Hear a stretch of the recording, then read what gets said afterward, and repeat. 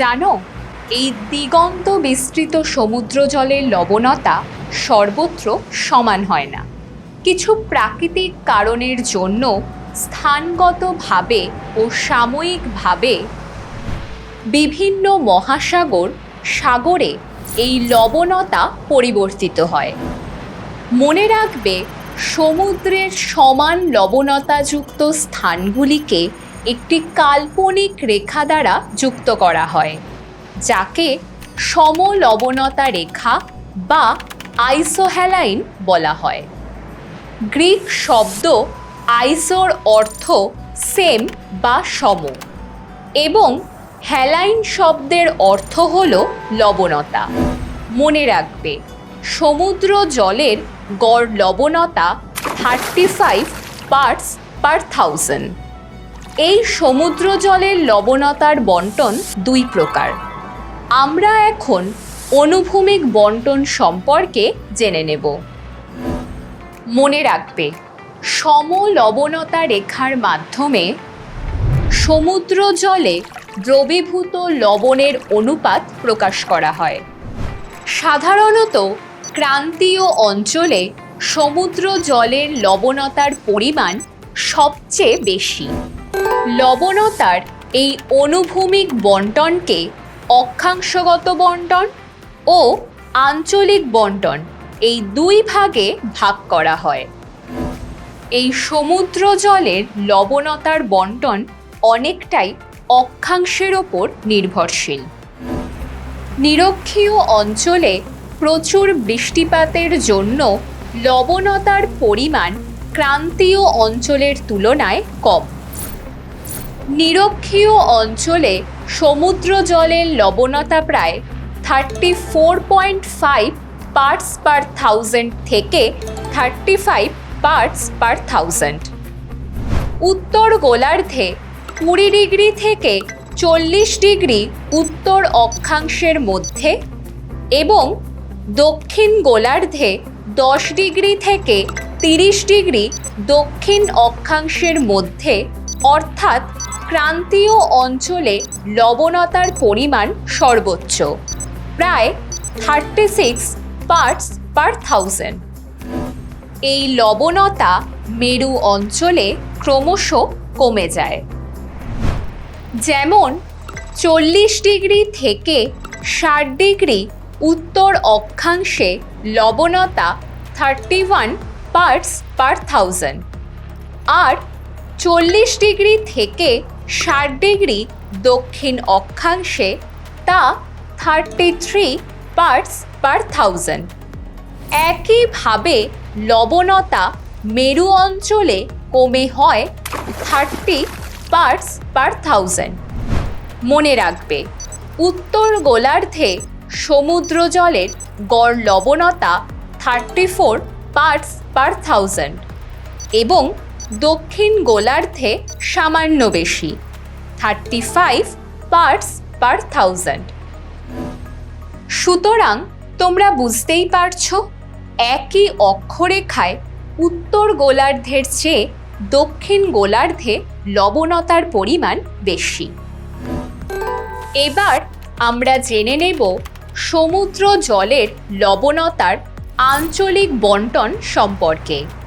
দেখো, প্রশান্ত মহাসাগরের বিশাল আয়তন ও আকৃতির জন্য লবণতার বণ্টনে বিশাল পার্থক্য লক্ষ্য করা যায়। প্রশান্ত মহাসাগরের উত্তরে ও পশ্চিমে লবণতা ক্রমশ কমে যায়। যেমন উত্তর প্রশান্ত মহাসাগরের ওখোটক্স সাগরে লবণতা প্রায় 31 পার্টস পার 1000। উত্তর পূর্ব চীনের উপকূলে লবণতা 34 পার্টস পার 1000। আবার চীনের হুয়াংহো ও ইয়াংশিকিয়াং নদী মোহনায় লবণতা যথাক্রমে 30 পার্টস পার 1000 ও 33 পার্টস পার 1000। প্রশান্ত মহাসাগরের তুলনায় আটলান্টিক মহাসাগরে লবণতা বেশি, প্রায় 35.67 পার্টস পার থাউজেন্ড।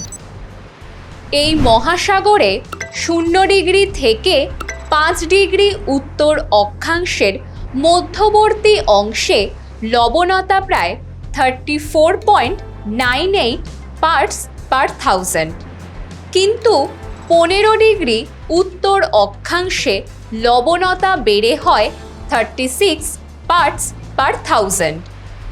দক্ষিণ আটলান্টিকে 15 ডিগ্রি দক্ষিণ অক্ষাংশে লবণতা অনেক বেশি, প্রায় 37.7 পার্টস পার থাউজেন্ড। মনে রাখবে, উত্তর আটলান্টিকের 20 ডিগ্রি থেকে 30 ডিগ্রি উত্তর অক্ষাংশে ও 20 ডিগ্রি পশ্চিম থেকে 60 ডিগ্রি পশ্চিম দ্রাঘিমায় সর্বাধিক লবণতা দেখতে পাওয়া যায়, প্রায় 37 পার্টস পার থাউজেন্ড। আরও উত্তরে লবণতা ক্রমশ কমতে থাকে।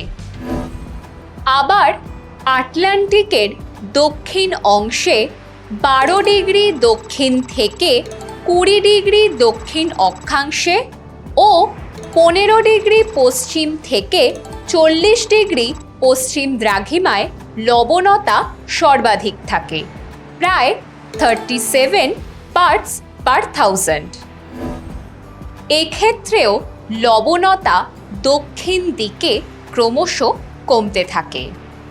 মনে রাখবে, ভারত মহাসাগরের লবণতার বণ্টন প্রশান্ত ও আটলান্টিক মহাসাগরের তুলনায় জটিল ও পরিবর্তনশীল। 0 ডিগ্রি থেকে 10 ডিগ্রি উত্তর অক্ষরেখার মধ্যে লবণতা 35 পার্টস পার থাউজেন্ড। এই লবণতা উত্তর বঙ্গোপসাগরে কমে যায়, কারণ গঙ্গা, মহানদী, গোদাবরী, কৃষ্ণা প্রভৃতি নদী বিপুল পরিমাণ মিষ্টি জল বহন করে আনে। অন্যদিকে আরব সাগরের লবণতা বেশি, কারণ এখানে তেমন কোনো নদী এসে মেশেনি। এবার আমরা জানব সমুদ্র জলের লবণতার উল্লম্ব বণ্টন সম্পর্কে। যেমন আটলান্টিকের দক্ষিণ প্রান্তে সমুদ্র জলের লবণতা 33 পার্টস পার থাউজেন্ড, কিন্তু 360 মিটার গভীরতায় তা হয় 34.5 পার্টস পার থাউজেন্ড। মনে রাখবে, আটলান্টিক মহাসাগরের পশ্চিম ও দক্ষিণ অংশের মধ্যে লবণতার উল্লম্ব বণ্টনের অনেক তারতম্য দেখা যায়। এই উল্লম্ব বণ্টনের বেশ কিছু বৈশিষ্ট্য আছে। কেবলমাত্র উচ্চ অক্ষাংশে সমুদ্রে গভীরতা বাড়ার সঙ্গে সঙ্গে লবণতার পরিমাণ বাড়ে। নিরক্ষীয় অঞ্চলে সমুদ্র পৃষ্ঠের জলের লবণতা কম হলেও সামান্য গভীরতায় সমুদ্র জলের লবণতা বৃদ্ধি পায়। নিম্ন অক্ষাংশে সমুদ্র জলের 200 মিটার থেকে 1000 মিটার গভীরে গভীরতা বৃদ্ধির সঙ্গে সঙ্গে লবণতা হ্রাস হার সবচেয়ে বেশি এবং লবণতার ঢাল সর্বাধিক খাড়া। এই অঞ্চলকে হ্যালোক্লাইন স্তর বলে। সমুদ্র জলের লবণতার সঙ্গে সঙ্গে তোমাদের সমুদ্রের ঘনত্ব সম্পর্কেও জানতে হবে। দেখো, প্রতি একক আয়তনে সমুদ্র জলের ভরের পরিমাণকে ঘনত্ব বলা হয়। এই ঘনত্ব গ্রাম পার ঘন সেন্টিমিটারে প্রকাশ করা হয়।